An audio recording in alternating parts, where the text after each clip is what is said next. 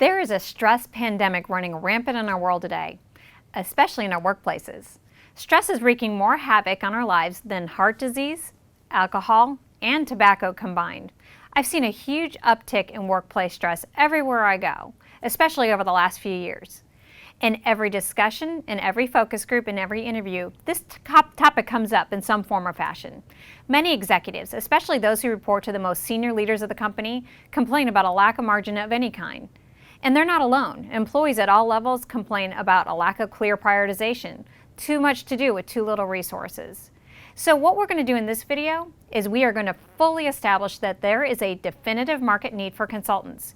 You will walk away with a conviction in your gut that if you want to pursue consulting as a career or invest in taking your consulting to the next level, there is a need for what you have to offer. And as importantly, that what you offer can make a huge impact, yes, on the bottom line, but also on everyone in the organization, regardless of your point of entry with an organization. From the most senior executives all the way at the top, all the way down to the employees on the front line, they need you. So let's go over 3 aspects of the market need for consultants.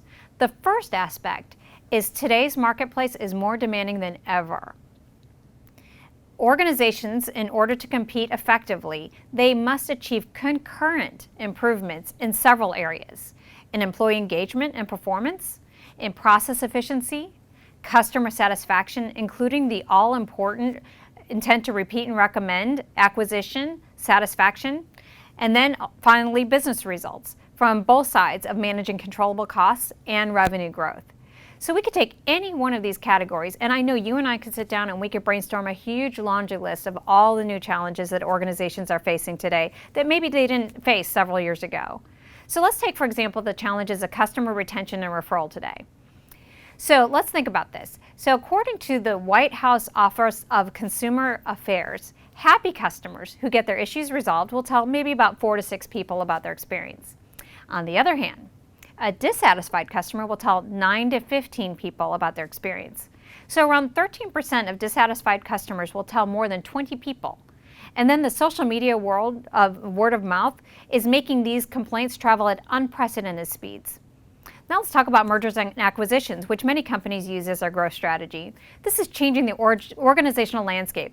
Many companies that were once standalone are now part of a larger holding company, which makes strategy much more complicated, stakeholder management very, very complex, and the incredible pressure to make short-term numbers is incredible. So now let's talk about employee engagement, which is also more complex. I remember about 10 years ago, the industry started talking about employee engagement versus satisfaction, and we need to make this move.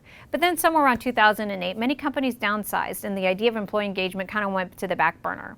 So now it's coming back, and although business is back, headcount isn't coming back at the same rate, so employee engagement is a much more complicated challenge. If capacity is a new term for you, in this context, it means the leader in organization's ability to concurrently manage all of these competing demands and deliver on today's results and still have margin to plan for the future.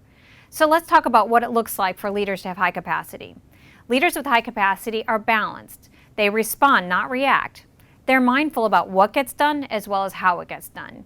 They can see how the entire organization works together to deliver customer satisfaction and ultimately business results.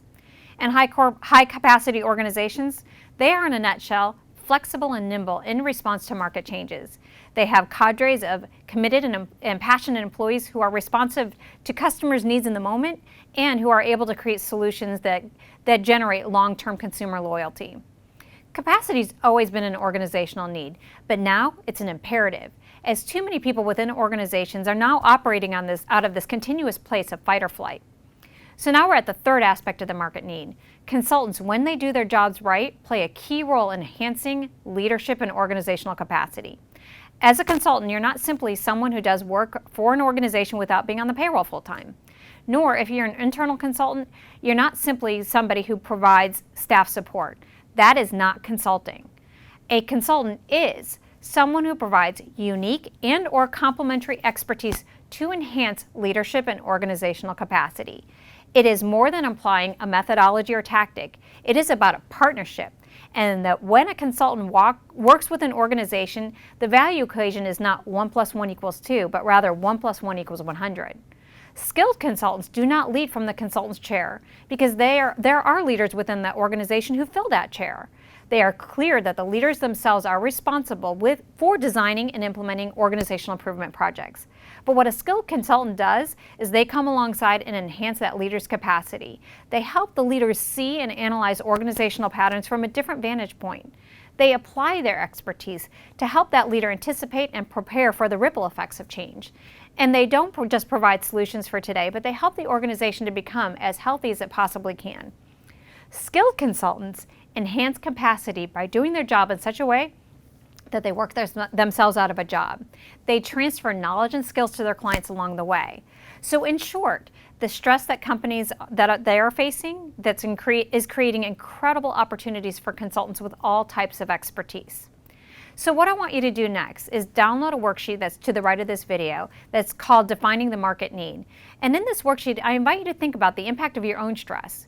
You're stressed too, and you want to see your personal business capacity enhanced. So the more you have that awareness of yourself, the more you'll be able to appreciate the marketplace need for you and how you might have a beneficial role in alleviating the challenges of workplace stress. So when you're done, join me in the next video, and we are going to talk more about what a client wants and what they need.